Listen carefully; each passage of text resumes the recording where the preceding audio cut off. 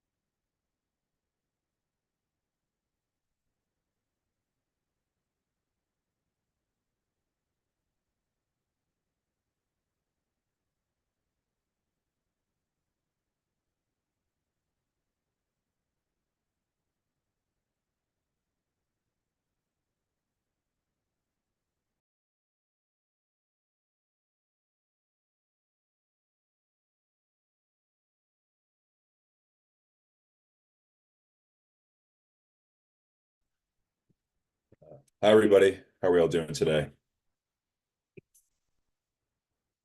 Wonderful, wonderful.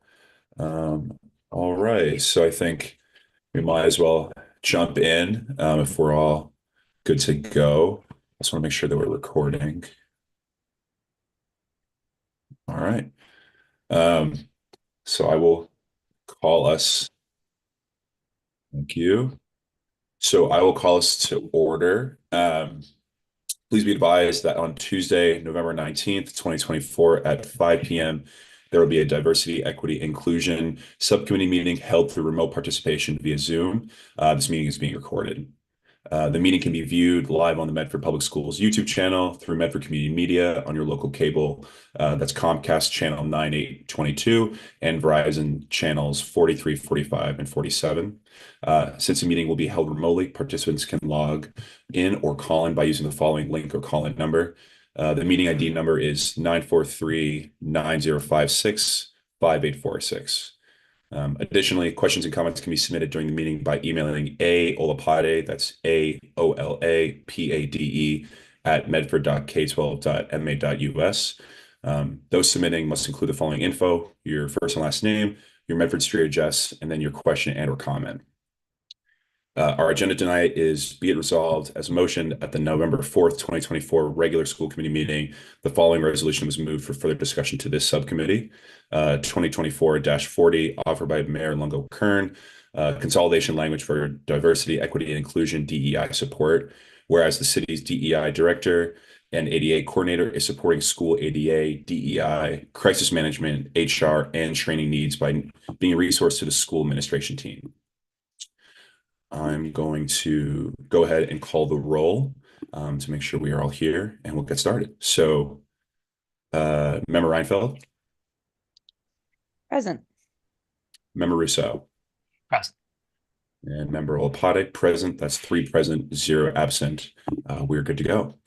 So thank you for that. So I think to start, I'll add some immediate thoughts from the meeting that had us call to this subcommittee meeting, which was some questions and some, I think, clarification about the current practices of leaning on the city's DEI director and how she's been offering her support and expertise on questions about these different circumstances and how best we can continue to support the school district.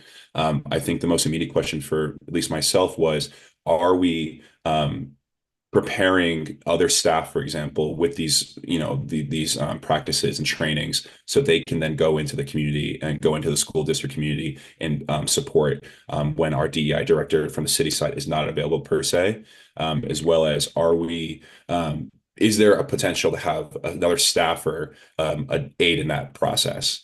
Some of the things that also came up was, the pros in my mind were that there might be broader expertise, having someone on the city side who understands the state suggestions and mandates and policies and procedures of these practices, who can help implement them in the school system.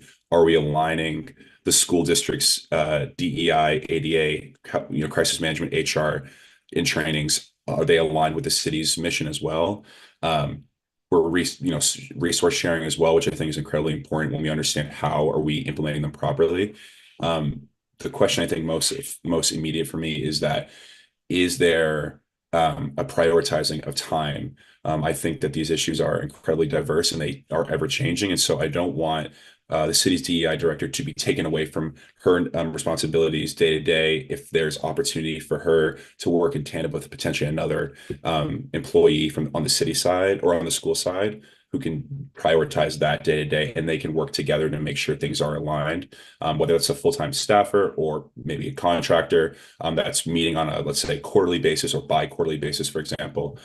Those are the most immediate questions that I have. And I, would ask my colleagues if they have any other considerations they'd like to add before we kind of open it up for further discussion.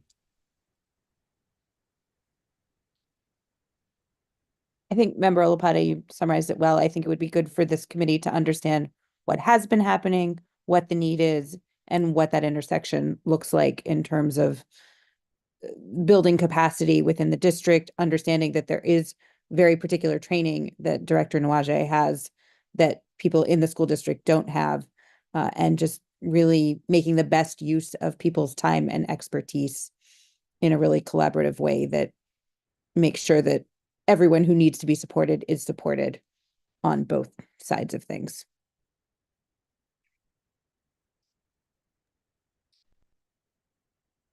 Member Russo.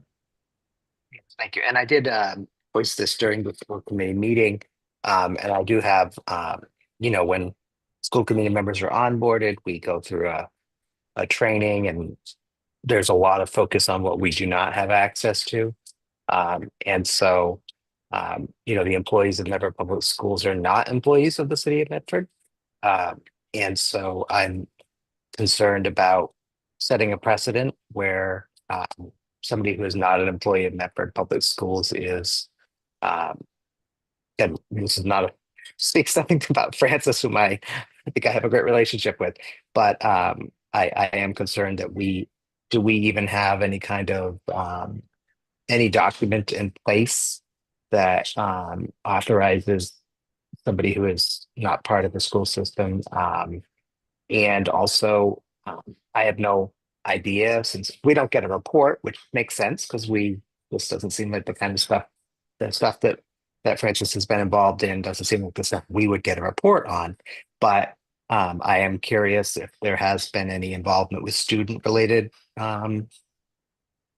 issues, and not students like the global, the generalized students, but individual students. Because again, when we go through our training, it's kind of beaten into us a bit that we can never ask for anything about any individual students. We have no rights to know anything about individual students in our district. And so those are some of my concerns that I'm not saying those things have not been worked out, but they're not worked out in a way where I have any insight or knowledge of. So those are some of my thoughts.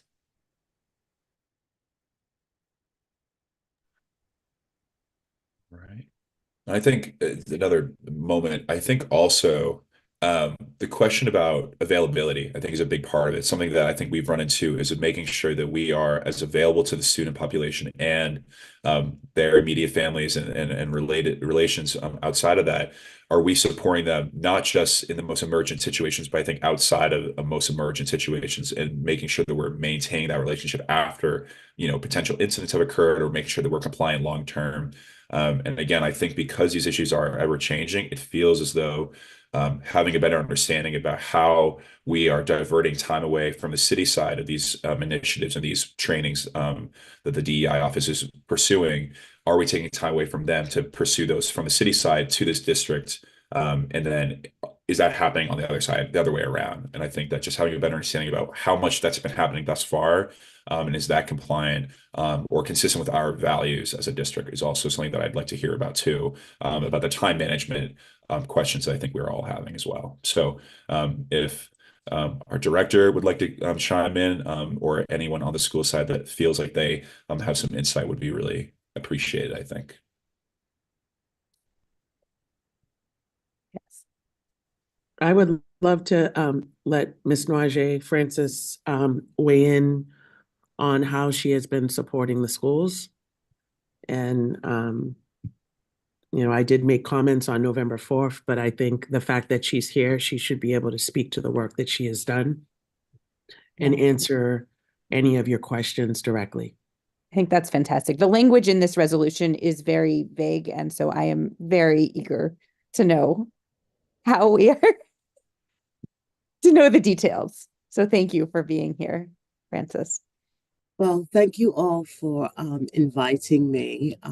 I welcome the opportunity to talk about my role as what is, currently known as the DEI Director, Diversity, Equity, and Inclusion, is the terminology that has been used over the past 5 to 7 years, evolving from the real name, which is the Office of Affirmative Action, Equal Opportunity, and Civil Rights.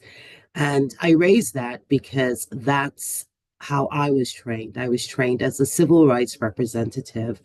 What does that mean in a nutshell? It means that whatever space I am in, I am required to know which of the titles I need to apply and apply them to ensure the compliance for that space. So whether it's the schools, the municipal, a private entity, or even a family-owned business of more than 50 people. One of the things that I do want to do is make sure that you can rest assured I do not have access to student information, nor would anybody in this role ever require access to student information. That like you said, it's very vague, right? But it's not, the details aren't there. But let's just say a call comes in and I'm told that hateful imaging or, unchoice words have been discovered. It is important to know more of the ethnic identity of the person that did the discovery as a way of, collaborating and planning support versus knowing the name and who they are and, what none of that comes into play. And that goes along to say with student files, that information does not come to play. I only know about students when they meet me and they introduce themselves to me or they invite me. And case in point, the GSA group at the high school. I don't encroach on their time.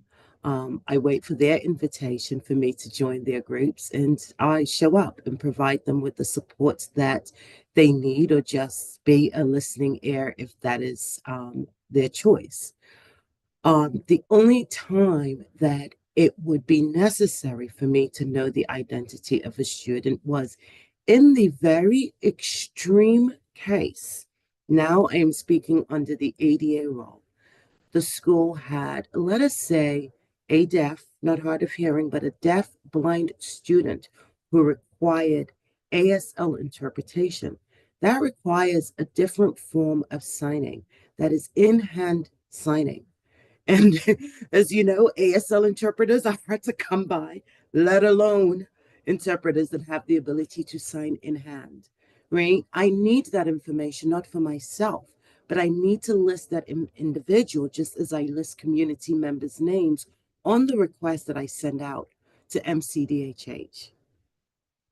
So, those are the extreme parameters. So for, those of us that are here and those of us that could be tuned in, I want to make sure that you know that the DEI director does not have, nor would the DEI director have unnecessary access to student information. And additionally, understand that I'm bound by the strictest laws of confidentiality, which in turn pose their own issues, right? I need to make certain decisions, and I'm required to make those decisions by sharing the least amount of information possible, regardless of who I am making those decisions about and who I am informing. So I always have to keep that in the back of my mind because I deal with highly sensitive information to the point where the facts actually comes directly to me and doesn't go to a general delivery because I deal with people's medical providers. I'm sorry, Member Reinfeld, I just saw you raise your hands. Please No, go ahead. I'm curious, are you a mandated reporter? Yes, all Okay. those things. Great. I am a mandated reporter as well. So I don't, civil rights hat doesn't, it doesn't, you don't get to take it off. You know, unfortunately, you wear it, you straighten it up in the morning before you leave the house so that it looks good and proper. And really the role is to be that mediator, right? If we're not at compliance, why aren't we at compliance, and how can we get there, and what can we do? It's truly a partnership, it's truly a collaborative effort, because I do have to work in partnership with the administrators at the school.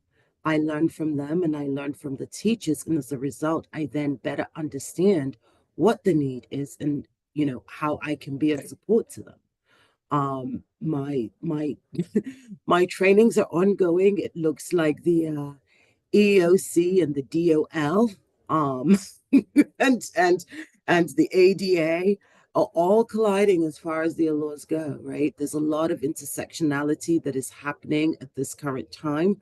I was in a training session for the EOC last month, the exact same training that I took in July, and lo and behold, something miraculously has now changed. You know, you don't stop the learning. It is ongoing. There is no one place to go and get the information. I am fortunate that I had great trainers for when I first started my role, so I have a network, and if I am stuck, I can quickly access my network. But there is no such thing as knowing it all.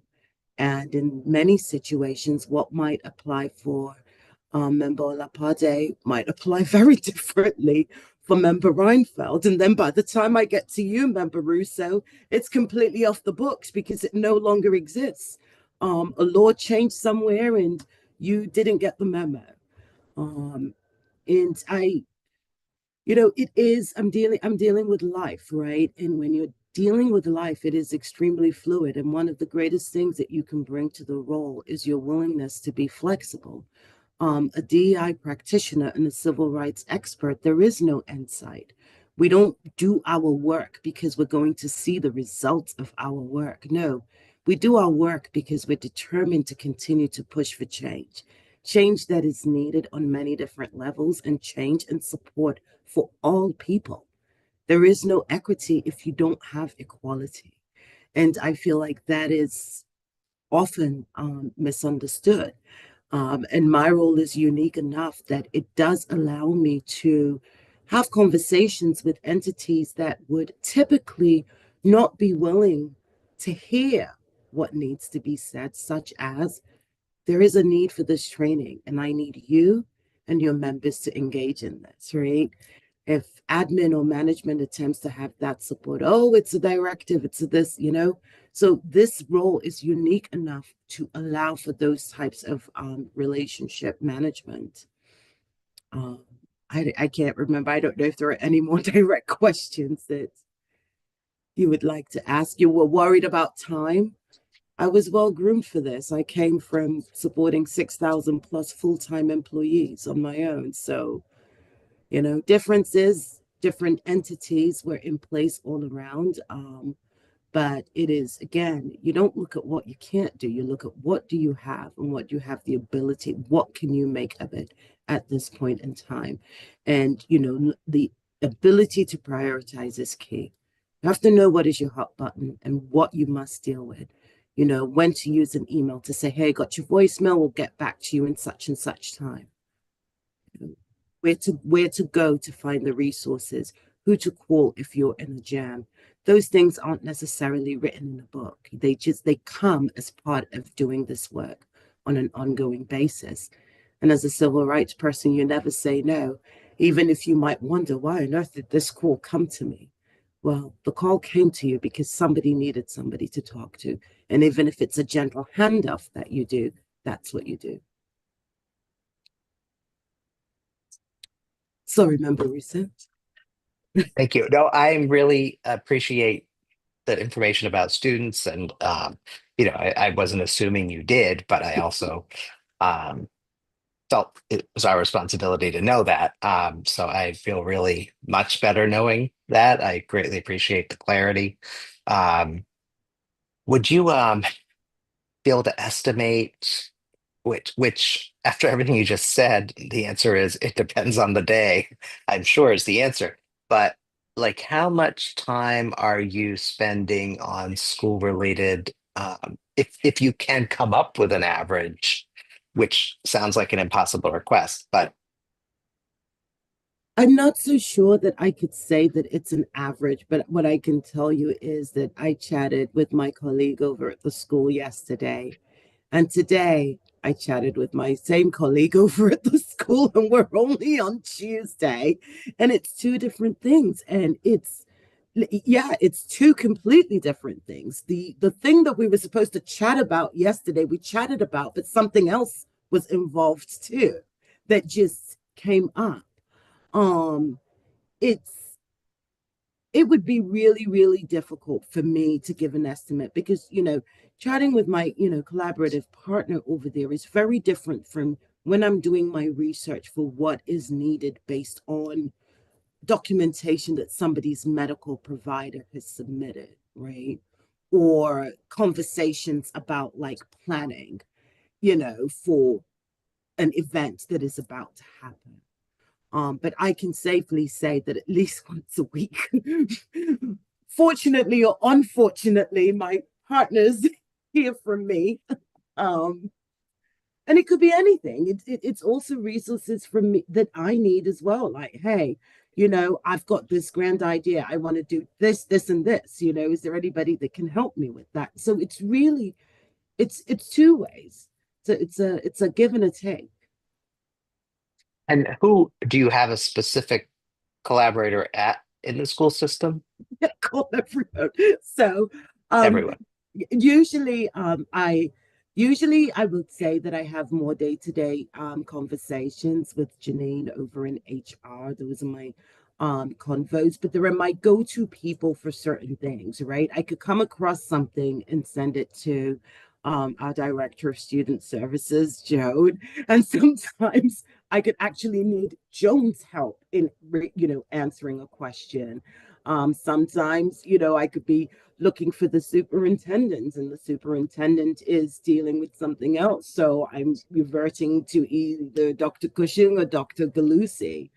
So it depends on the actual nature of, the reason for like my outreach. Thank you. Yeah, I was going to ask if you can't do hours, is there a way to estimate what percentage of the time, or what I'm trying to do, because we're being asked to put this into the school budget, which I think is a very fair request. And so trying to figure out, I know that we can't put a value on this, but to figure Right. out kind of proportionally and looking across the system at how this shakes out in terms of what time that Somebody our just school staff would be spending scrambling around to get answers versus you having answers more at the ready, and just kind of a percentage or what this looks like. If, I think we are blessed to have a resource in-house like this. And it's just I would have to really think about it further because I would not want to provide you with misinformation. For example, the ADA, right? A request came through for an accommodation, right? That took about 10 to 15 minutes. Why? Exactly what the person needed, the doctor had written. Guess what? You think you're all done and your file is closed. Actually, it's not. You Mhm. go do your 2-week check-in, and all of a sudden, there are different things that have gone on with this person. This person is no longer on site, which means that when they return, you will now have to begin the process again. So it's difficult to say that it's 10% or it's 20% because I don't really chart it in that manner. Right. There are standard check-ins that I will do. If I have a group of people, I will just make my one phone call and be on, still suck up a couple of hours of Janine's time, getting my update on everybody and who needs what and how everything is going. But there are things that require on site. Every employee is entitled to the opportunity to request a reasonable accommodation. That is the law, right? So guess what? People usually ask, oh, can you send the ADA paperwork? No, it doesn't work that way. I'm sorry, I can't send it. I need to do my due diligence to ensure that I give you the opportunity for an interactive dialogue. Some interactive dialogues just they don't end because people need more hand holding, and others are more straightforward, but it doesn't end there. It's still open until all the information comes in. And sometimes the information comes in and that's still not clear. It's like, hey, do me a favor, can you reach out to your doctor and let them know to expect a call from me, or things of that nature, right? And then there is the actual dialogue that takes place with the employee. Remember, I have to be cognizant that some of our employees are in collective bargaining units, so when people are offering me their lunch times to meet and, their break times to meet, absolutely not. It won't be said that the DEI director stopped you from having your lunch. So I usually meet during their periods, or at that time, I revert to what I called school time. I meet during the parameters of the school time, right? And that's part of my work day.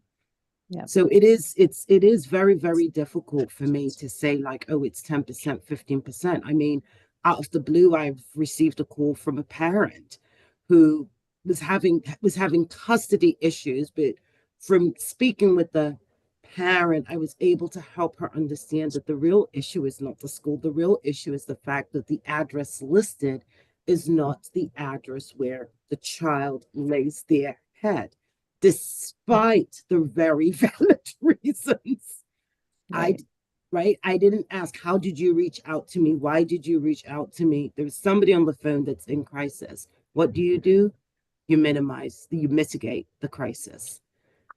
So Okay. The other, oh, okay. Another question. You mentioned having an idea and coming to discuss that. Again, in the trying to understand what all of this is a resource for and is supporting, what that means. What's the balance around things that you are responding to requests from within the school community versus bringing things to the attention versus just the routine follow-up? I would say that there is definitely more on the response side. I mean, Right? that was the So sense I got, yeah, certainly. there is definitely more on the response side when you have employee to employee allegations that involve alleged violations of civil rights, right? Who is the civil rights officer for the city of Medford? That is hands down whose involvement they're going to ask for, right? They don't look at whether you're a school department where how was this. And I know Yeah. HR wants that. I ran into Janine when I was on campus, Okay. So and she yeah, said, yes, there are these things that I cannot touch and I should not touch, and we absolutely. yeah. So I'm trying to be delicate. Yeah. So hands down, I'm supporting 100%. I mean, that is what the role calls for. You sort everything else out afterwards. Or sometimes in, parents whose interpretation of certain rules, certain decisions, right, are slightly skewed. Your role is to mitigate the issues so that there is clarity, and then people have an understanding to move forward in the work. Thank you. Sometimes it might be teachers who think that they're being treated differently. And it just takes having a conversation with a different entity for them to understand that you're not being treated differently. You're not being asked to do anything that is outside the role and scope of your job. Well, I think that was kind of what I was getting at or wondering about in terms of building capacity within the district, because there is so much work we can do on so many of these fronts, whether it's a physical constraint, a cultural constraint, a situational something that arises in terms of being responsive to what's happening, but also building awareness of resources, of best practices, and all of that, both in terms of our administration, but also the staff and the employees more generally. And so I think we have as we say, we have an opportunity to work with Director Nawaje on what DEI looks like in our district. I'm wondering what that opportunity is and whether it's, it is, no, it's really, this is about compliance, or this is about the opportunity to do more and make our district a better, more welcoming, more compliant place, which I think is something we would all love to do and to have really built into that culture from the moment of onboarding, really from recruitment on, not on, yeah, to when I smile because you mentioned recruitment, and my collaborative partners on this call have entertained me and allowed me to, bear a part and help support recruitment. I recently received an email out of the blue from, I don't know if it's a resident, but somebody who identified themselves as being a parent. I think they're a Medford resident wanting to know what Medford Public Schools is doing as far as recruiting, more diverse teachers. And thankfully, because of the collaborative partnership that we have had, I feel confident in being able to draft some of the stuff that's already, in the works, and the stuff that's already being done. It is no single person's job. It is an ongoing job. And what I can say is that whilst you might want to build capacity, it is not something that can easily be passed on. You have to have the ability to do this day in, day out, because you need to know what toolbox you are opening to address. You have to weigh pros and you have to weigh cons. So I don't want it to come off as, oh, this is knowledge that you can send somebody can go to something and then they'll be done. I will be the first one to tell you the mayor gets to review all the bills. I'm in some training at least once a month about something. Sometimes I just sit there because it's over my head, and other times it's like, wait a second, they didn't say that the last time I was in. But it's important. Like, you have to know where to go for your civil rights trainings, where to go for your updated legal trainings, where to go for your ADA trainings, the difference between Title I and Title II. Okay, what's the situation again? All right, so you were at a restaurant, right? So now that, is a different impact than, you were at a place of worship or you were at City Hall. So it takes that you can build that capacity, but it will take time. It is a partnership in learning, and there will be some growing pains, and there will be some that you will lose, but through that loss will come the growth, right? It's an ongoing journey, no destination, ongoing. Yes, Member Rousseau. Yes, so I appreciate, I especially like that last thing you said, that it's a journey, there's no destination. I feel like that sort of describes a lot of the entire point of education. Right.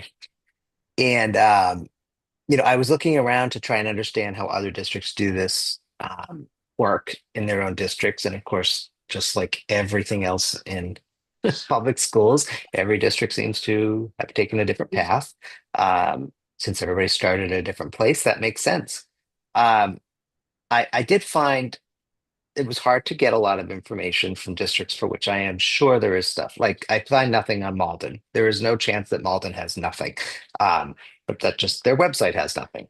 Um, but what I did find was in Watertown, they have a director of diversity, equity, inclusion, and belonging in the public schools. Um, in Arlington, they have a city director Mm-hmm. and, well, town. And they also have a director for the schools, and I forget the title of the other person that works there. And in Somerville, which, I mean, we're not Somerville, I would like to have their money. Um, I actually would, if you know what's going on in Somerville, I would love to hear a little more, but I don't, if you don't, that's on me to go find out. But they have 11 FTEs um, in their Office of Equity and Excellence. And at first I was like, that's a lot. And then I was like, that's not a lot. That's because that means they might be actually getting to do the work. Each school building has a 4 to 8 person committee of staff that's already in the building. Every building has an actual, um, I don't know the title, but a member of that office's staff assigned to that building.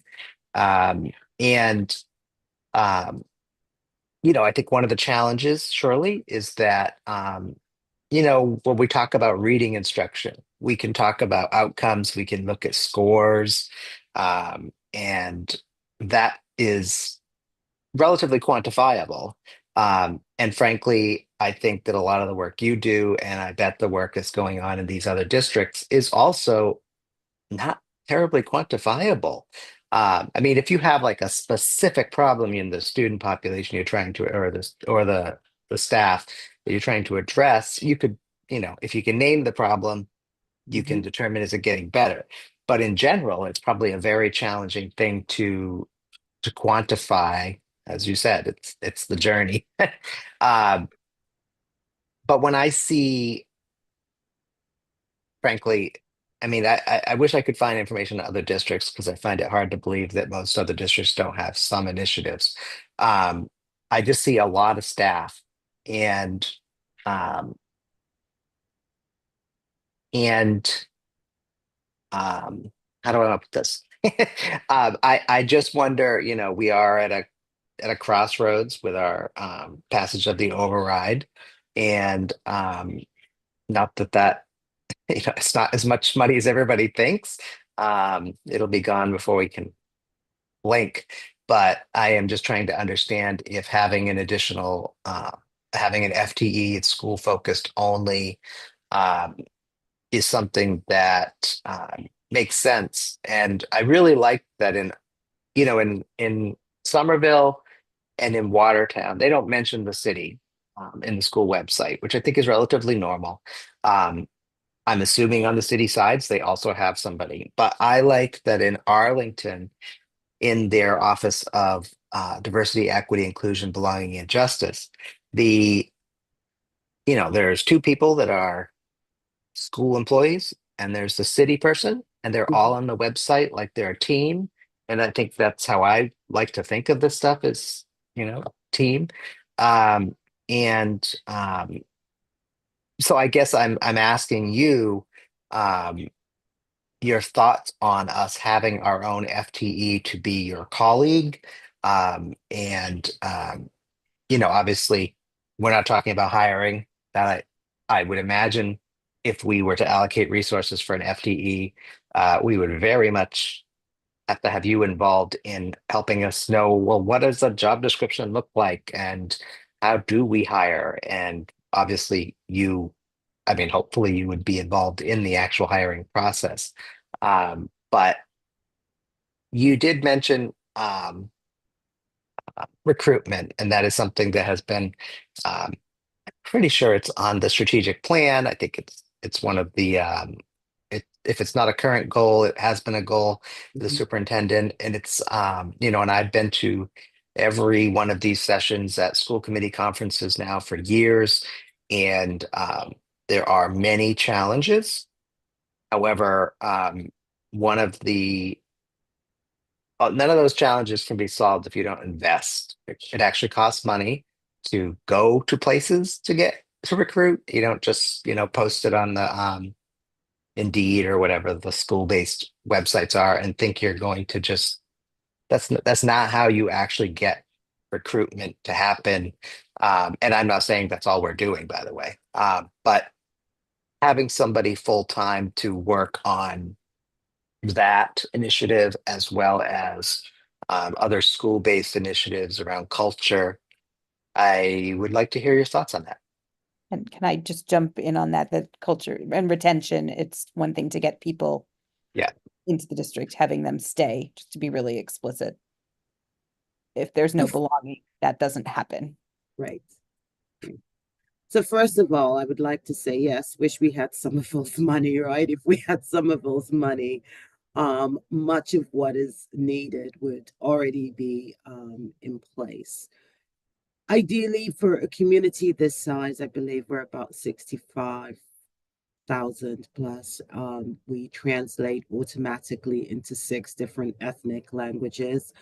I want to make it clear that this is really a wish list.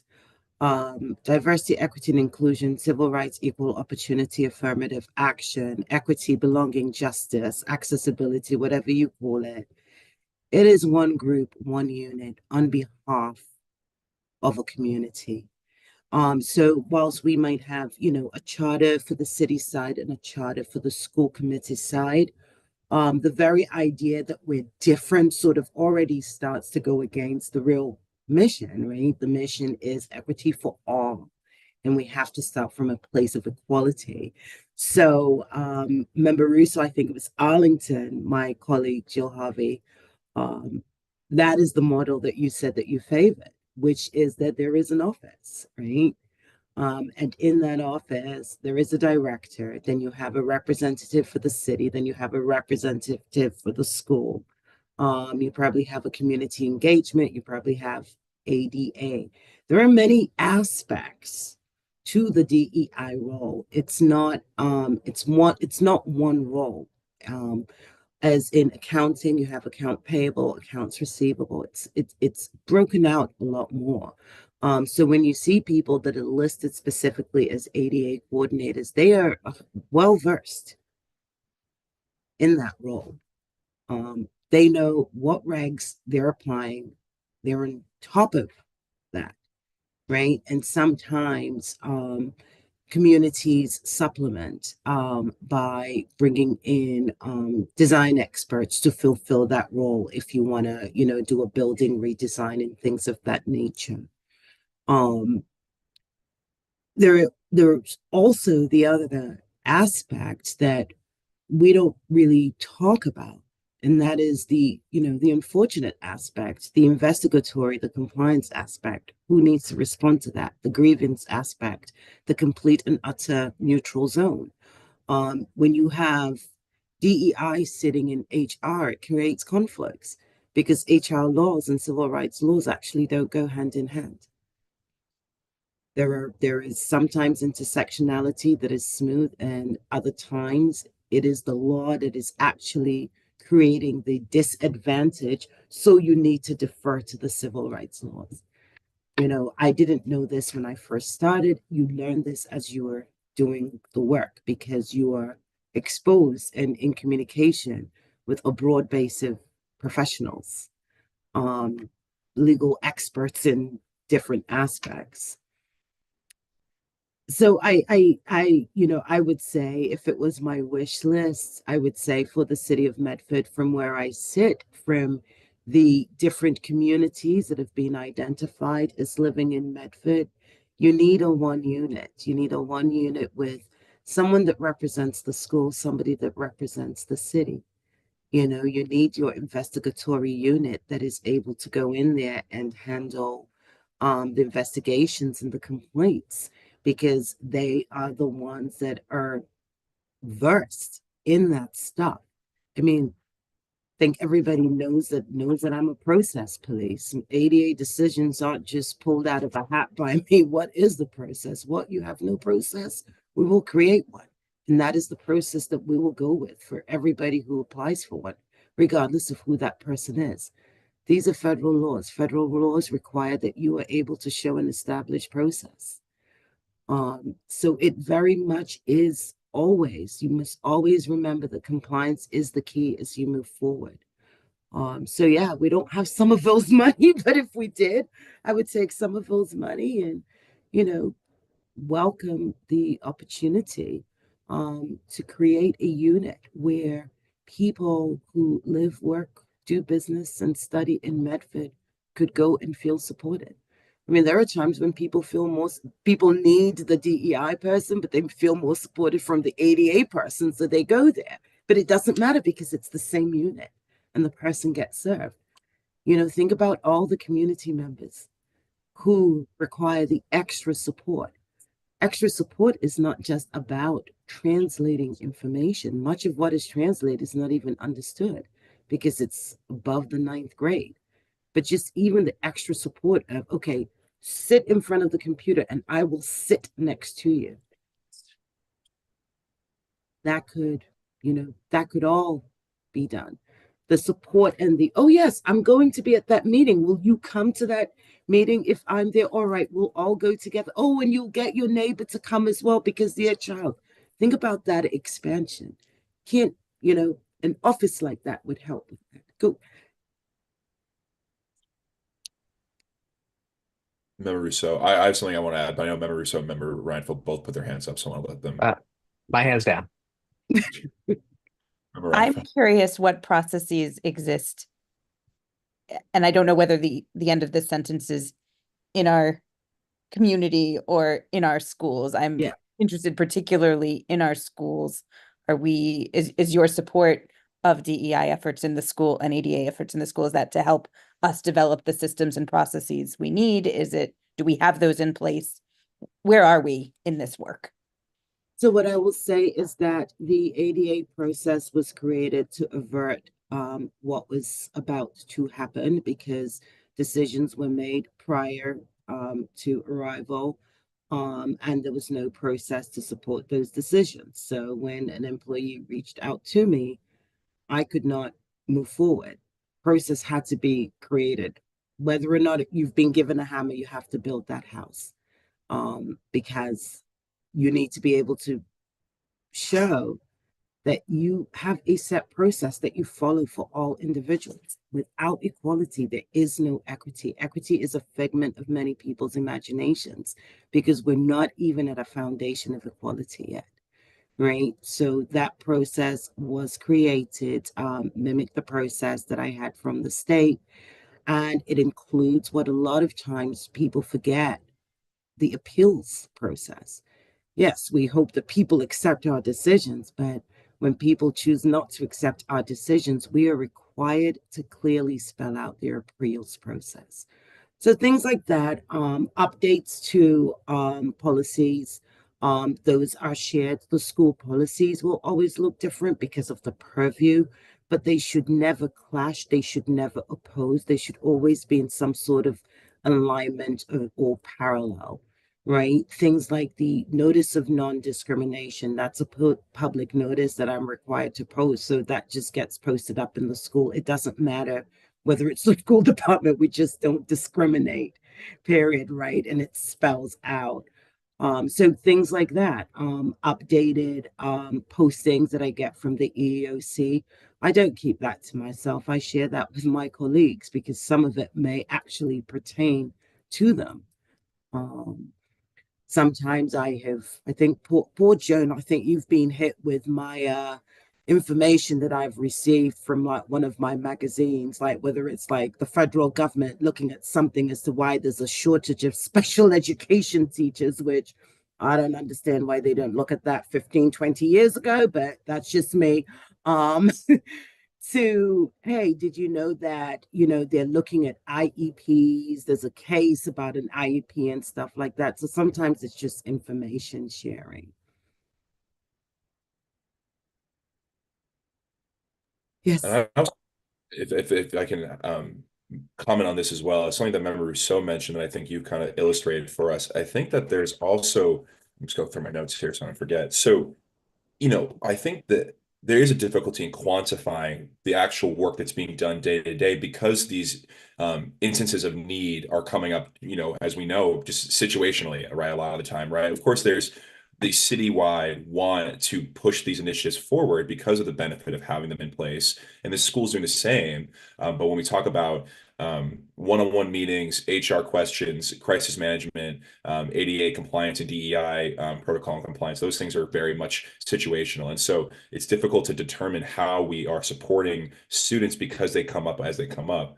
But I think ultimately what you're talking about is a culture shift, right? It's not only having someone on the city side or the school side or both that's there to support in all these instances and endeavors, but also how are we supporting the staff the families, everyone involved in the education system here in Medford. And how are we actually making it so that everyone feels more informed about these questions, so that we don't automatically need to look to the one person in the department, as of, with a city that has a limited amount of money right now, comparatively to Somerville has 11 people in their office, right? We don't always have to look directly to the head of the department to say, can you please offer your expertise? It's always wished for and wanted, and we know we're seeing the benefits of having that. But I think we want to continue to work towards making sure that as many people in the district are informed about these things, so that they feel semi-informed, or not experts, of course, but they feel like they're as compliant as they can be with their limited understanding, so that we're making sure that the culture around Medford and the school and the students is consistent with the state suggestions and what as an expert in this field. So I really want to acknowledge the impact that's having, and I think the intentionality that we want to continue to have for the students. I think one other question was, and I think that it's been touched on a little bit, when you're going into conversations both at the school regarding any of the hats that you're wearing, do you find that there are some stopgaps with the kind of school component of it? Because I think that there are some needs of students and families that are a little different than the city side potentially. Are you finding there are moments where you say, I need a little more time than I may if it was a city question, because the compliance questions differ with younger people? Does that make sense? That makes sense. So, just for a point of clarification, I don't meet with students. I No, never I should. meet. Yeah, yeah. No, not me with students. I mean more so like meeting with like teachers or other personnel Teachers. that are working with students, I should say. Yes, yes. So when I'm asked the question, the hat that I wear is actually dependent on the question. I get more direct questions about ADA, so it's easy to just wear that hat. I get more requests to come in and explain a little bit more or discuss more about my role, so that folks have a better understanding. So I take off the ADA hat and I put the DEI hat on. But I don't answer any legal issues, because the attorney that I work with for the school is different from the attorneys that I would work with on the city side. I don't discuss discipline. Sometimes in conversation, people will just out of human nature segue into a venting session. I am willing to listen to you vent, but I do not overrule decisions that have already been made. It's well known that the ADA request for a reasonable accommodation is used by many people, not in the city of Medford, just people in general, to overcome barriers to performance, right? Two completely different things, right? I don't get involved in your discipline. My involvement is in your union contract, just to make sure that you don't have gender binding terminology. Please start getting rid of all these men, women, should say employee. Keep it as neutral as possible so that folks can feel welcome.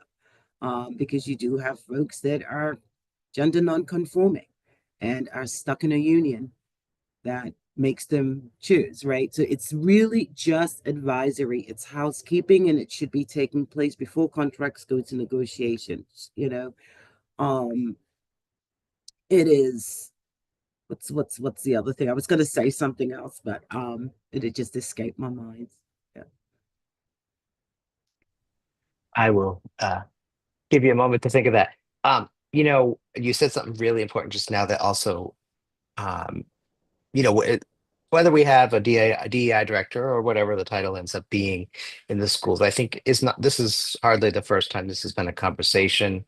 I realize that my colleagues here my school committee colleagues here are new, but after 7 years, I can say that this has been a conversation for 7 years. And um, One of the things that I struggle with is that, as a school committee member and who very much cares about the culture, which when I say culture, it's definitely employees and students and families. Um, there's no such thing as culture that doesn't go out from the individual. And um, we will I'm sure we had passed policies that require significant amounts of work. I mean, like literally when I was arriving, there were major culture challenges and a culture study. Um, That was 7 years ago. And um, the recommendations of those kinds of things are usually actionable, but they are also not actionable by just anyone. You know, your training that you're going through continuously is the kind of stuff where, like, as much as I admire all of the administrators on this call, I mean, they're not in training all day. If they were, they would be able to do any of their other work.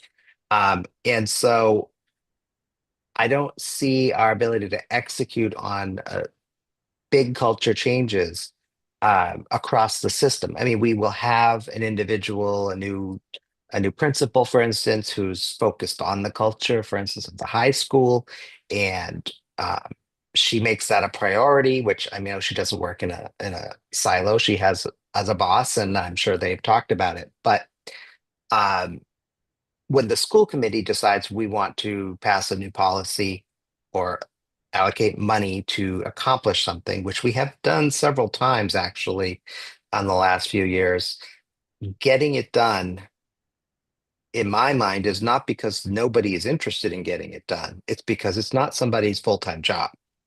And um, a lot of these things require continuous focus.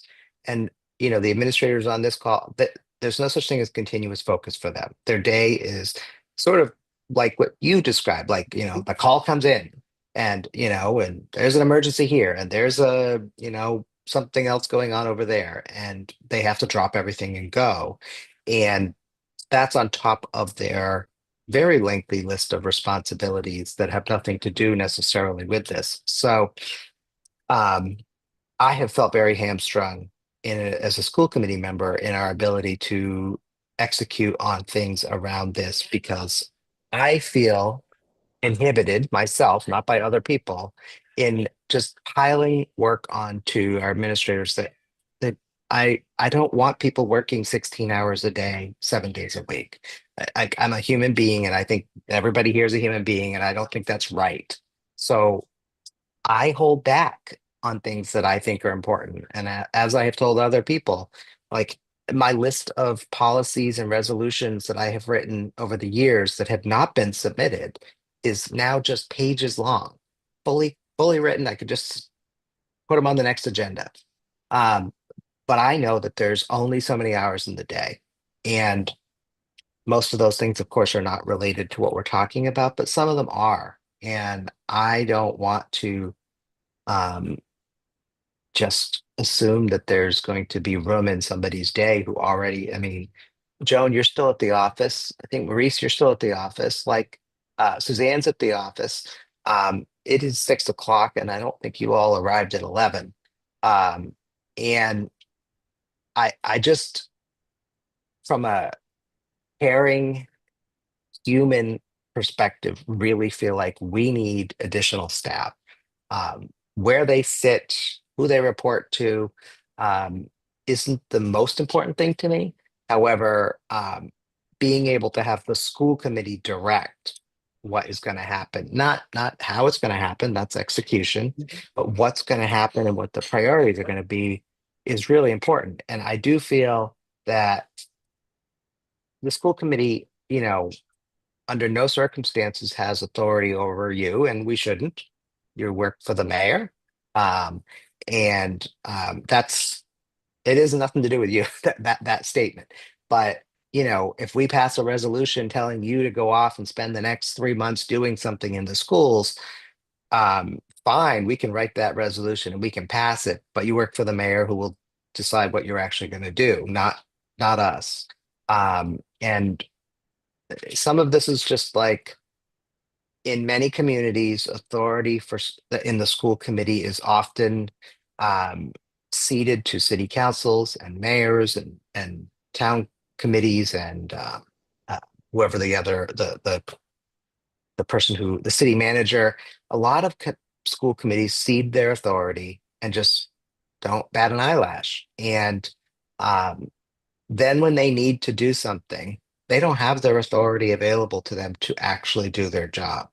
And And that's what worries me about just having you do more of the work for us, rather than us having somebody we can point them in the direction we want them to go. And they're not, they don't have to deal with an issue with the fire department or the police department or DPW. Like none of those issues will ever have anything to do with the work that they're doing in the schools.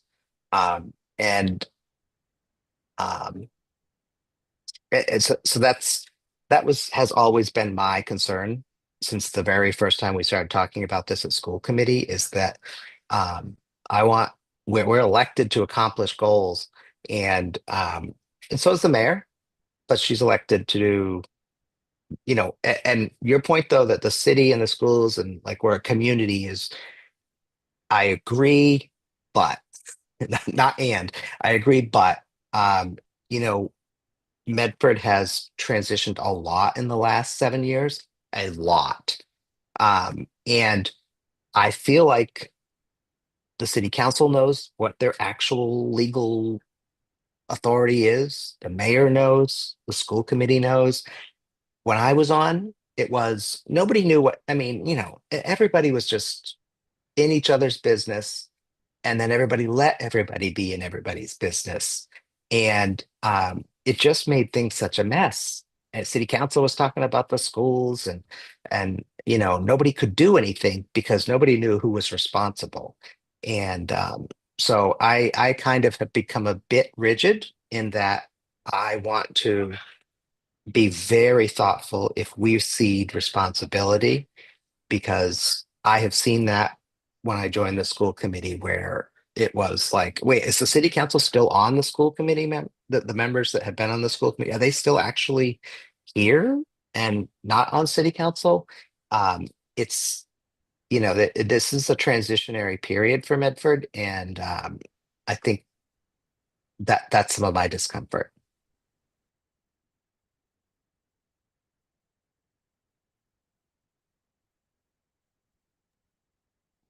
Francis. Hi, if it's okay, I'd just like to respond to that. So we talk about culture shift, and this is where the culture shift really does begin, right? It is about, are we brave enough to um, do what we have not done before? Um, the reality is that this work, you cannot dictate this work. This work dictates itself. And the reason I'm saying that is because at 11 o'clock today, whilst we're all in our offices, I realized, oh my goodness, I forgot to order the plates for the event tomorrow. People will be eating off napkins. It dictates itself.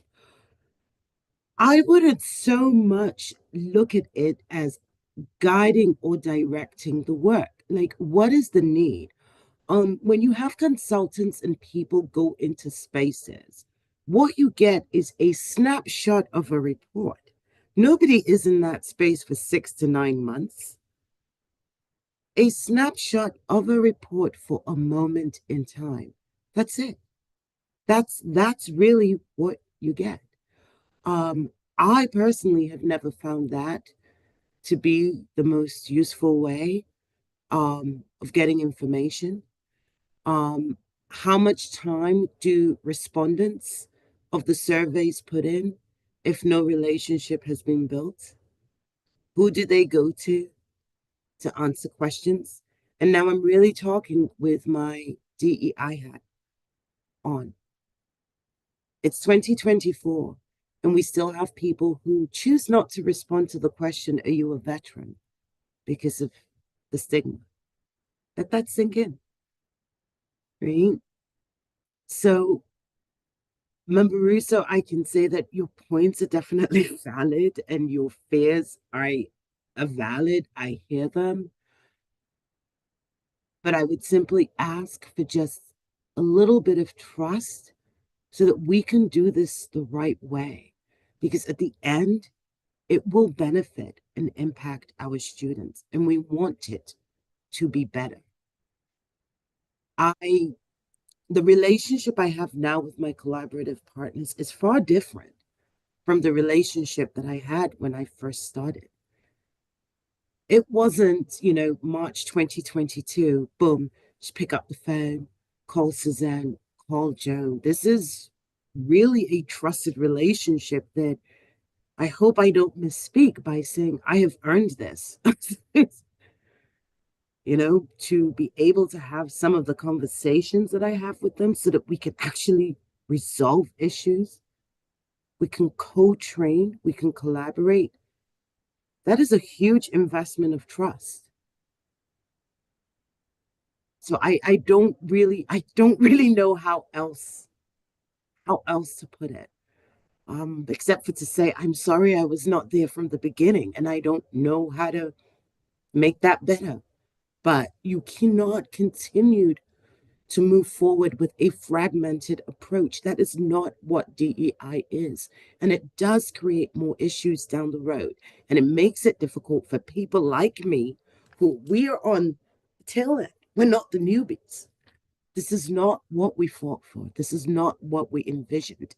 We have newcomers coming into our schools at an alarming rate. I did a training today, the 2020 census. Every 34 seconds, a new immigrant enters America. That is what the 2020 census reads. So we need this, the tears are for those who don't have a voice.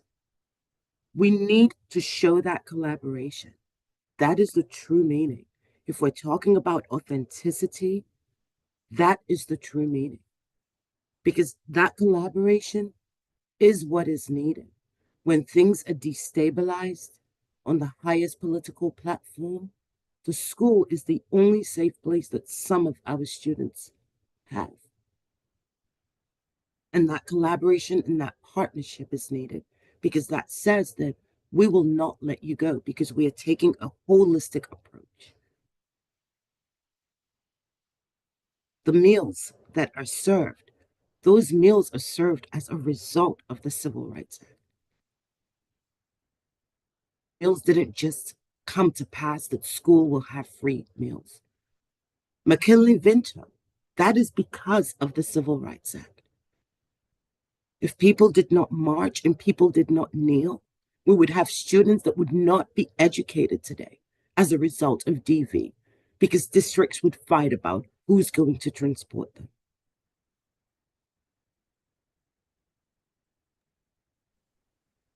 Thank you.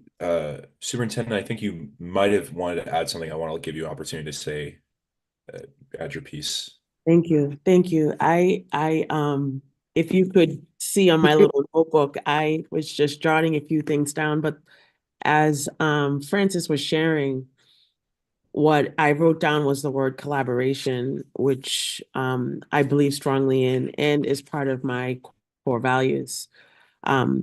I see Francis as a true collaborator.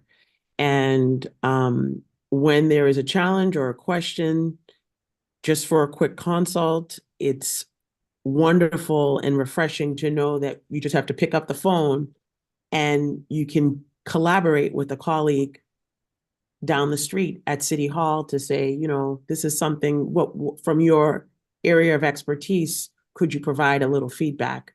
And I know that different members of our team for different pieces do consult and collaborate with Francis. And so as she was trying to quantify, and even myself, I was like, oh, it's, it could be a quiet week and there could be a week where, she's on speed dial because it could be something that's pressing. And as you said, Member Olapade, certain things are situational. If someone gets injured unexpectedly or something, were to happen and there is a major ADA need, we know we have an expert in that area that we could just call, consult, collaborate, and guide the individual to go and meet with Francis, or Francis would schedule to meet with the staff person and, provide the official ADA support that needs to be given. And so I truly do see this partnership as a collaboration. And I just want to thank Francis for bringing her expertise and professionalism to the table all the time to support us in different capacities. And sometimes it's just, asking for an additional colleague to be part of the process, even when we've done select interviews. Our own Will Pipicelli, who's our new comms director, when we were looking into bringing on a new comms director, and we partnered and collaborated with Francis at City Hall and saying, we want to, interview candidates and really bring on someone who was going to be the best match for us. And that best person was in the person of Will Pipicelli. And that's just an example, though, of having an additional voice at the table, where it was, again, an opportunity for us to collaborate. And we weren't mandated to do it. It wasn't necessary. But again, through the relationship that has built over the years, in talking with her and saying, would she like to partner with us for this particular role, Frances has always said yes. She was willing to lend her expertise and come to the table and help us find the best individual for the job. So I just wanted to restate that we are truly appreciative as a district of the partnership with Frances. And again, I know there are DEI directors and there are different models, which Member Rousseau shared from many other communities. And some people want to collaborate and work in a true collaborative, in a true partnership, and others, sometimes it's just not a match. But I do feel in this particular context where Medford is concerned, and what I say to you as the committee, our partnership, our collaboration with Frances, who is currently housed at the City of Medford, in the DEI, ADA, I can't remember all the other letters you said, EEOC. There were a lot of letters, alphabet soup, but I loved all of it. I truly can say that the collaboration that we have right now is it is a true collaboration, and it is worth the investment. And I would qualify it by saying it's in the person of Frances, who has really partnered so well with special education, with Suzanne in academics and instruction, with Peter in our operational realm, with human resources, with Janine, like really collaborating with the entire team and working with principals, whether it's going to the Roberts and supporting DEI initiatives on a district level, or at some of the particular schools where they've asked to collaborate. Can we have the DEI director? And we say, yes, we'll let her know. And Frances has always said she's more than willing and willing to collaborate with us. And she, has collaborated on principal interviews and just lent her expertise. So it is a true collaboration.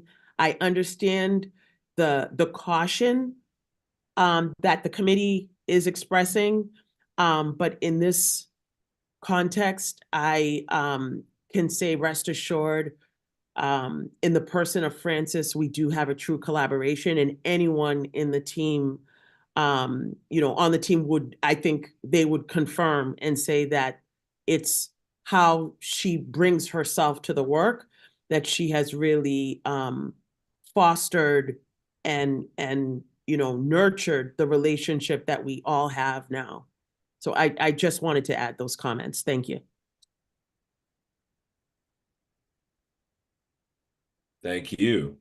So I think that because we're starting to come down to our end time here, I'm not sure if anyone else has any other further comments that they want to just add as additional. We don't have any questions or comments coming from the public, it seems, on my end. So I just want to open the floor one more time before we kind of finish. If anyone has anything else they'd like to ask or add, while we still have our director here who can offer her understanding of the situation. Please, Member Rousseau. Thank you. I obviously I hope there will never be an end to the collaboration. I would be very upset by that. And I certainly want to make sure that we find a way to codify the relationship um, with the director and the schools, which I think is sort of the principal point of the motion, the resolution. So I certainly want to codify, which is why I offered my motion that codified it through December 31st, so we could stop running in circles in that meeting, because we were going in circles. I think that there's one thing though that I feel like I want to have that I don't think we can have with Frances. Not because of Frances, to be clear, but because she works for the city. I want somebody interacting with the students directly and being able to look at student records and being able to look at discipline issues and looking at um, student complaints about staff and staff complaints about students and doing things that at the moment are definitely outside of the responsibilities as I've taken 1,000 notes, but that I think is very much that's central administration and the public schools' job. And so I want that, um, but I also don't want, not because of who the director is, but because of the bandwidth requirements. Yeah. I think if that is to happen, the bandwidth requirements are massive. I mean, I do not think that um, one human being could do both of the job that's being done today and the job that I want to see happen. Um, and um, but I also do not want Director Noaget to not be a part of that. Um, the creating a professional community, um, is that what it's called in education? The professional, yeah, thank you. Learning communities, PLCs, or Yes, that's what I'm talking about. Yes. Um, creating a PLC is something that I know you all talk about and school committee conferences talk about, and many different articles that get forwarded to school committee members talk about. And um, having a person on both sides is probably the wrong choice of words, but having two people creates a heck of a lot more opportunity for the sharing of knowledge and the training and the whole, um, you know, bouncing thoughts and ideas off of each other with enough similarities. And I don't know if similarities and backgrounds would be a reality, but I would want it to be a collaborative process to create a job description for a school-based DEI director, which would, or whatever the title would be. And in that job description, I would want it to include that this is a colleague of Director Nuage's. Again, I don't remember your whole title, but that this is not a standalone position, that sort of like Arlington, that these are two folks that are working together, and allowing for the school side person to be able to dig into discipline stuff and the kinds of issues that I think are really important to the school committee, and I know to the administration and everybody. But when there's a crisis in a city department, that's not going to affect that person. They're still doing whatever it is. So that's where I am. I felt like, on the floor of the school committee on whatever day it was, it's not the best environment for this kind of a conversation, frankly. Also, I don't think most of us had time to think about and prepare for that conversation. So I'm greatly appreciative of everybody who's here and everything that's been said. And I would hope that there has never been a moment where anybody thought I wasn't appreciative of all the work of Director Noaget, because that's definitely not true. But we have a requirement to send back a recommendation of some sort, and based on the motion that was made by whoever made it.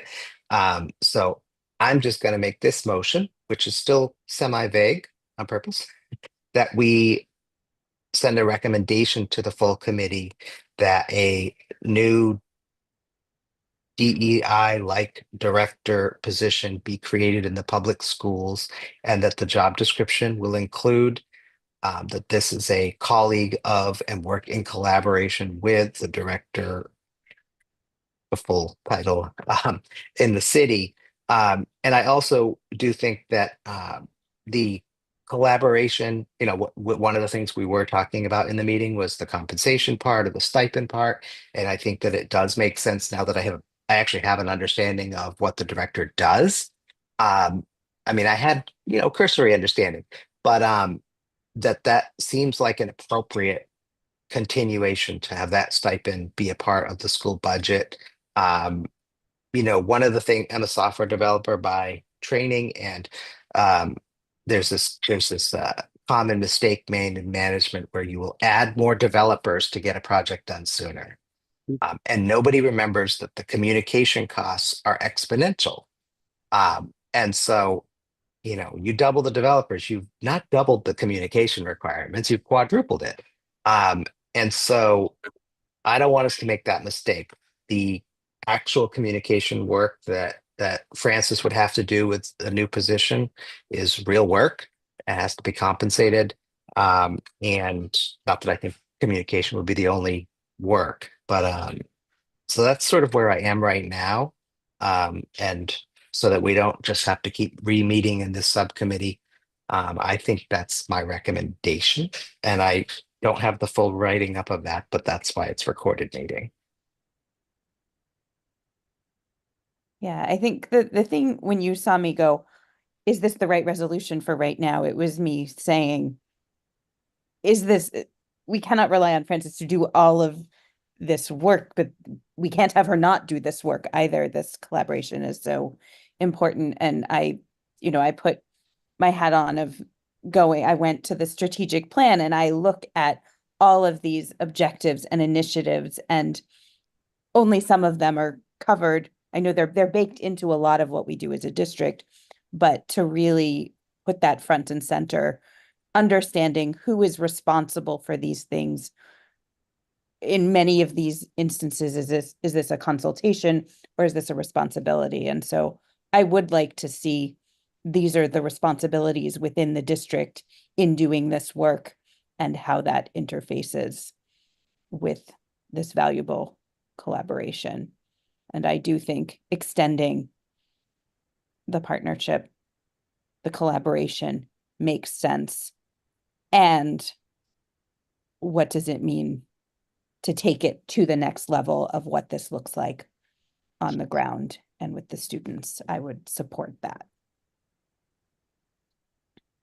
Clarify. So is the suggestion from you members, so I know you're kind of still working on the language, to bring back to the larger committee the suggestion or recommendation that we start a conversation about having a new personnel come into the schools and acting in that role while also continuing the extensive collaboration that we've been seeing thus far for Ms. Noaget, and also including the stipend we discussed at the November 4th meeting and continuing that as well? Correct. I think I've got enough of it written down to read it. To continue to extend the stipend through the end of this fiscal year. And Well, then that's already, add a new that's position for already, the new oh, budget sorry. year. No, that we Sorry. had approved this through You're the right. end of the calendar year, but to move into the fiscal year to maintain Yeah. the full collaboration at this level, now that we have a sense of what this means in practice. And Yeah. Let me read the motion. Is to recommend that Medford Public Schools create a new job description for a school-based DEI director that will work in collaboration with the city DEI director. Period. Further, the schools will provide an annual stipend to compensate the to the city DEI director to compensate for the collaboration and communication with the school department.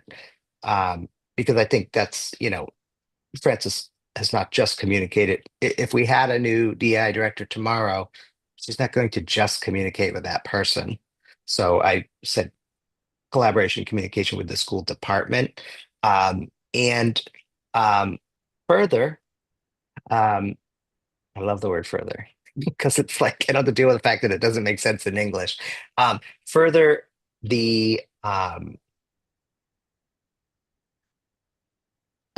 Maurice, should I put the superintendent or should I say the director of finance should make a recommendation on the appropriate stipend amount? I mean, we had a number that we were just like, what did we pay for the consolidation on building on maintenance. right. And those are apples and oranges. And I don't think that whatever we were paying that makes, I mean, that was the number I just used in the meeting because I wanted something to happen immediately. Mhm. And that's, I mean, I didn't have time to do research as we were live on TV. But would you rather I have you assigned to do with that, or should I just have the director of finance? You could have it with as me, but I always do it in consultation with Okay. it when it comes to finances. So and then working with the team trying to quantify. As you can see, it's hard to do that because things fluctuate. But you can put both. I'm open to it, but I Okay. will definitely Okay. consult with them. Yeah, to Okay, be so really further- clear, I don't want to nickel and dime. We're not trying to nickel No. and dime anything. We're trying to provide fair compensation Yes. for work that is important and happening. Yeah, in my mind, it's more than the amount we've already talked about. But again, I guess it's up to the people who will do some kind of research on this. So further, the superintendent will investigate and make a recommendation. I'm going to skip the investigate, of course you will. The superintendent will make a recommendation for the stipend amount effective FY 26. And one more further,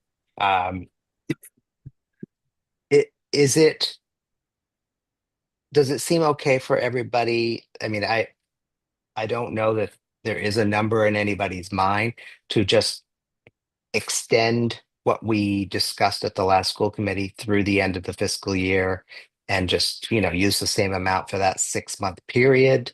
Is that acceptable? Because otherwise you'll have to come back to us before the end of the year, which if I last looked is like in 15 seconds, it seems. And have done that work. I think it's probably easier if you do that work for the next budget. So does that make sense to folks that we would? I don't know. We have 2 more regular meetings. Okay, that's a good point. We have 2. So I don't expect anybody to spend a month doing research on this. So I'll just say that I would like the reality check of is the current stipend in the ballpark, and yeah, because if it needs to be significantly more, I want to know that by December. I'd like to make that right. happen.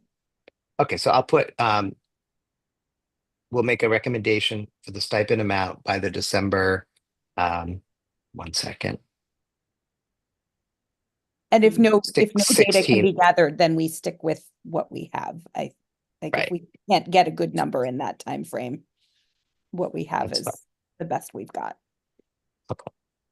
So I got a lot of furthers. I've read them all. I don't think I have to read them all again. Should I read it one more time so the people have to vote? I mean, I probably, although I'm Okay. does a within district position, does this make sense to the people in this room? Yes, it makes sense to me, the way in which we are working and collaborating, and knowing that there's opportunities for greater collaboration, and more structured in a more formal way, to reach more students, to reach more staff. I do feel that there's greater potential for greater collaboration. So Because yes. one of the things I think we heard from Francis early on is this is what this job isn't, or this is what this consultation and this partnership is not. And I heard this group say those are also things. Those are ands, not ors, but ands. Okay, thank you. I will mute myself now and let Member Russo read. Okay, so the resolution is this will be the recommendation to the full committee in response to the motion to come here. The motion is to recommend that Medford Public Schools will create a new job description for a school-based DEI director that will work in collaboration with the city DEI director. Further, the Medford Public Schools will provide an annual stipend to the city DEI director to compensate for the collaboration and communication with the Medford Public Schools. Further, the superintendent will make a recommendation for the stipend amount by the December 16 meeting. And when it gets to the floor, if anybody thinks we must something, we can just change it then. So that's my motion. I'll second it. So I'm That's going to do it. If we are all ready. So Member Reinfeld, Yes. Member Russo, Yes. Member Lepade, yes. That's 3 in the affirmative, 0 in the negative. Motion to send to full committee passes. If there's nothing else, I want to say thank you to everyone for sticking with us for a little over an hour and a half here. Thank you, Ms. Nawaje, for your expertise and your commitment to working with our district. And I think just offering your time, I think it's given us on the subcommittee, I think a lot to think about, but I think also given us a lot more to be assured that we are working towards making the district as accepting and as compliant as possible. So truly thank you. Yes, I appreciate Thank- being able to Thank you. address this thoughtfully and not in a sudden resolution. Well, thank you all so much for having me. Thank you to my collaborative partners. As always, it makes my world feel a lot more full. And I can't resist, but I just must say this without further ado. I had to throw that further out there if we're furthering the mission. You see, this is what happens in the DEI world. You think about ways in which to use words. But I certainly appreciate you. I appreciate you giving thought and making decisions that are going to have long-lasting impact and really thinking about sustainability, which does come full circle. Education is all of our responsibilities, and just knowing that many of our students are only finding their safe places in schools, and with adults who are not necessarily their family members. It is important that we continue to do this work and continue to move forward. So thank you for having me. Most definitely. Motion to adjourn. Oh yeah, is there a motion to adjourn? Oh no, I was making sure nobody else had Motion to- something to say as I was speaking slowly, but hearing none, motion to adjourn. Second. Reinfeld, seconded by Member Russo. All those in favor, or is that a roll call? Everything's We're roll call on roll Zoom. call. All right, it's roll call. All right, Member Reinfeld, Yes. Member Russo, Yes. Member Lepade, yes. 3 yes, 0